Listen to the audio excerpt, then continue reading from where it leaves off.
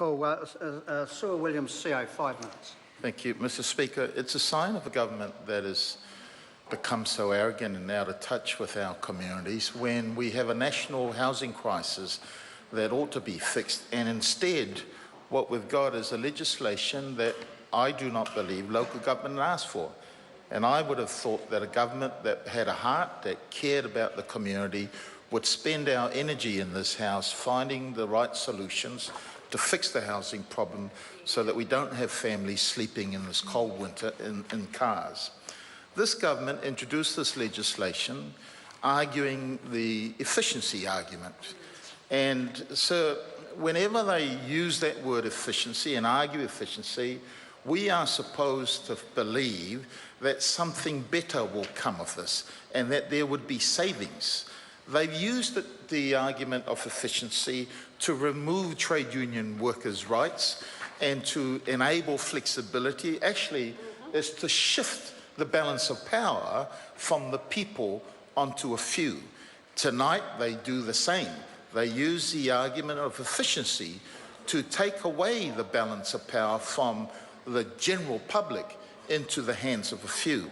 And so my colleague Meka Whaitiri is correct, sir. We have serious concerns about this bill, and whilst the Minister has said that he has consulted with a range of organisational stakeholders, my belief is that he's simply gone around and said, this is what I intend to do, that's it. There's been no request for input, there's no participation by these groups in how this bill has been written.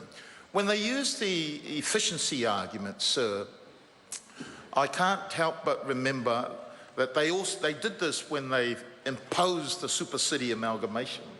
And they imposed, sir, suggesting that somehow the amalgamation of Auckland would provide some savings. Today, sir, there have been no savings. Ratepayers continue to receive increased rates every year.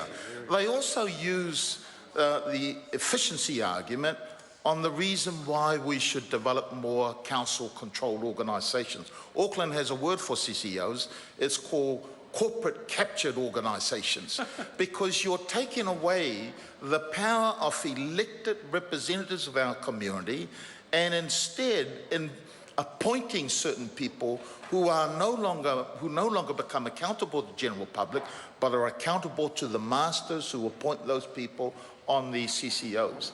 So I believe that I believe what the member from New Zealand First said. Already many local governments share and collaborate.